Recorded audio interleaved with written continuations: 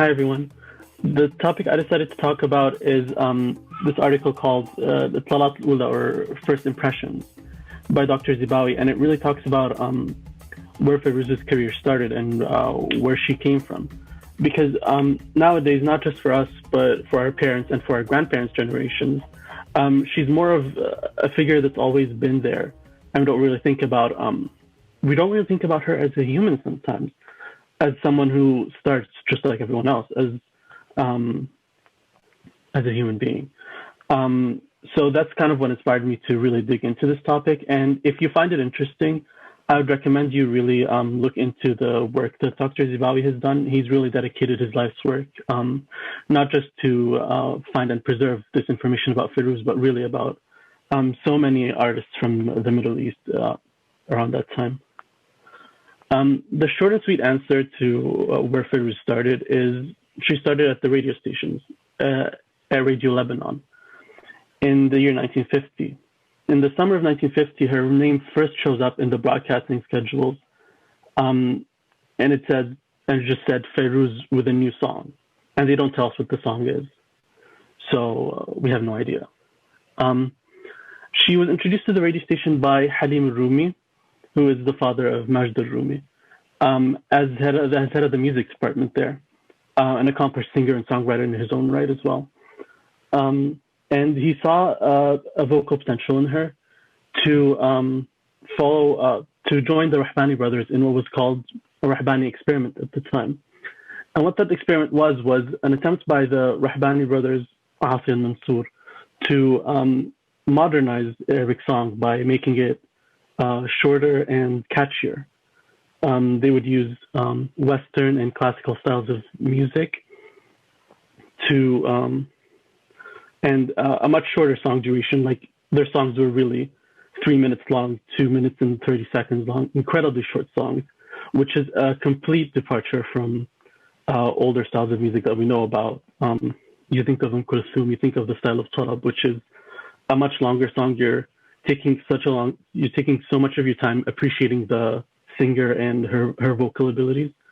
In this song, in this style of music, the appreciation is more towards the instrumentals. And they really use a voice that would be able to not just do this style of music very specifically, but to be incredibly versatile, because they didn't want to completely branch out. They wanted to stick to their roots as well. And they struggled a lot with finding that voice. But when Halim Rum introduced Fairouz to them, there wasn't an immediate click, but they decided to work with her anyway. And one of the first songs that was produced out of this Rahbani experiment was a song called Marushka. And we'll listen to it in a bit. So I forgot to warn you that we're going to be listening to music, and so adjust your volumes if you need to.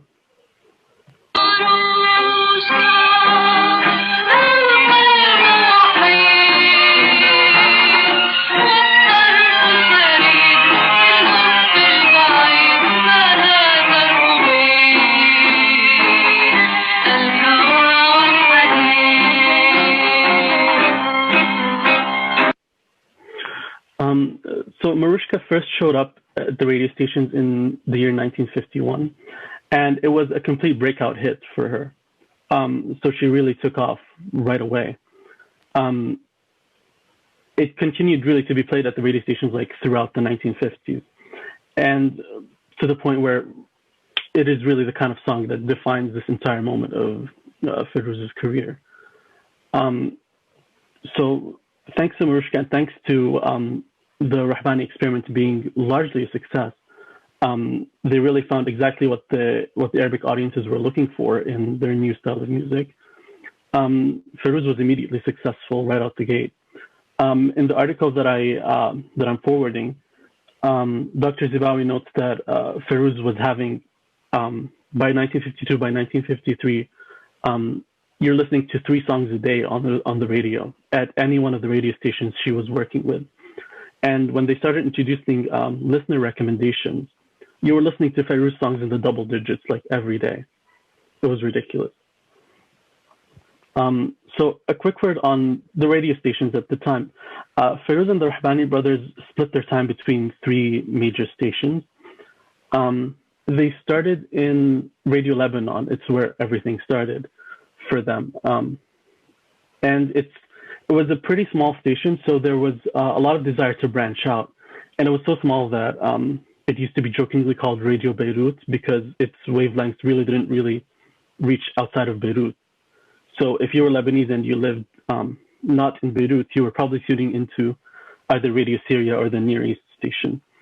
And these two stations really embraced not just Fairouz's voice, but the Rahbani project in general.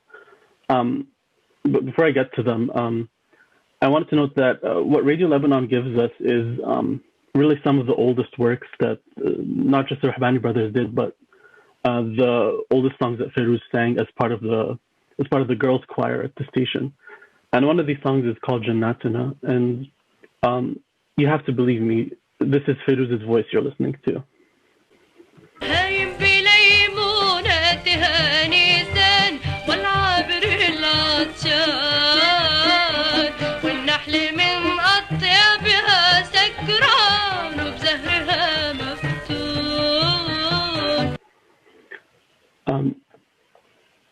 We all start somewhere.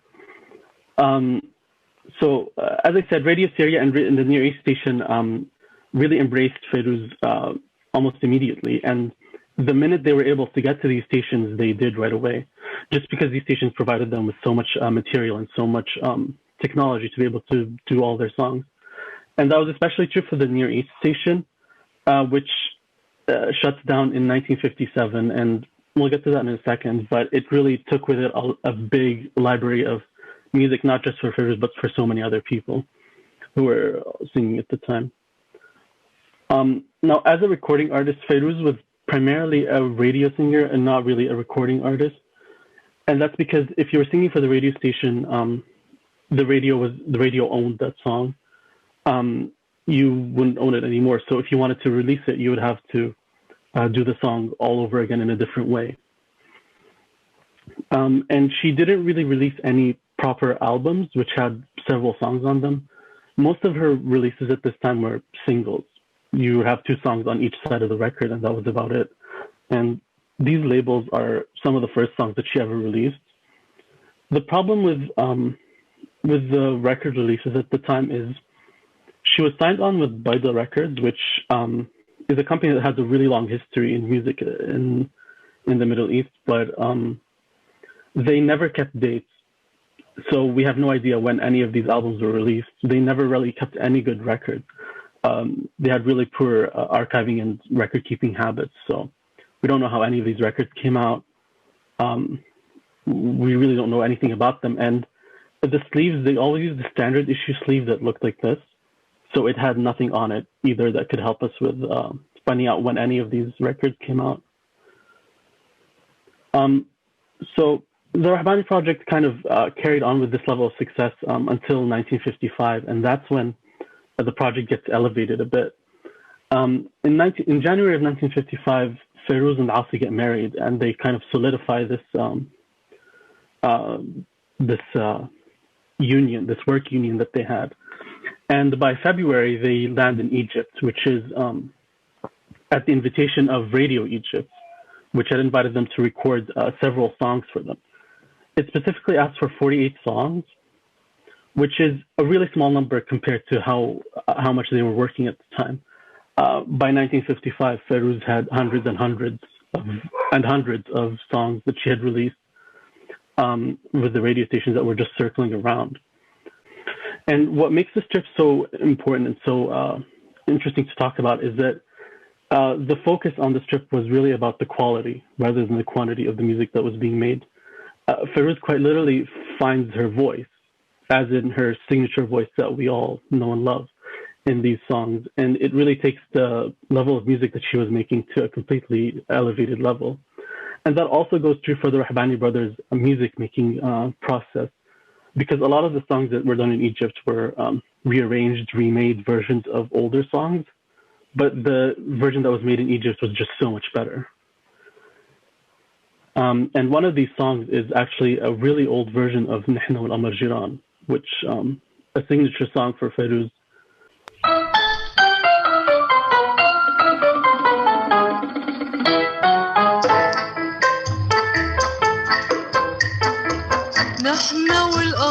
الجيران بيته خلف تلالنا بيطلع من قبالنا يسمع الألحان. So between this version and the version of the song Jannatina that we heard, the difference is incredibly clear. And it really gave me a newfound appreciation for that song personally, as I kind of realized that this is a song that she's carried with her kind of her entire career. So the Egypt trip was a complete success for her, and she's really reached new levels that she hadn't reached before. But a few problems were coming up in the way, and one of these problems was she was getting a bit too famous for the radio stations. She was always a very timid and shy character, and she was very comfortable singing behind the microphone in a recording room without much attention. And she felt so comfortable doing that, and she was incredibly successful at it. But the kind of success that radio stations can promise can only go so far. And she was getting too big for the stations. So this period was mostly marked by recording really older songs in newer versions to sort of take advantage of her newer voice, as well as an increased demand for Fairouz to get on the stage and perform to a live audience. And this was something that has always been asked of her ever since she started. And there were a few attempts that just are really obscure and not really talked about and maybe didn't do so well. So this, along with the shutdown of the Near East station, which, as I said before, took with it so many records and so much work that was done in music at the time, really encouraged the Rahbani brothers to try and re-record music, as well as try and find a way out of the radio system. So what ended up happening was, in 1957 is when the first Baalbek festival was going to be held.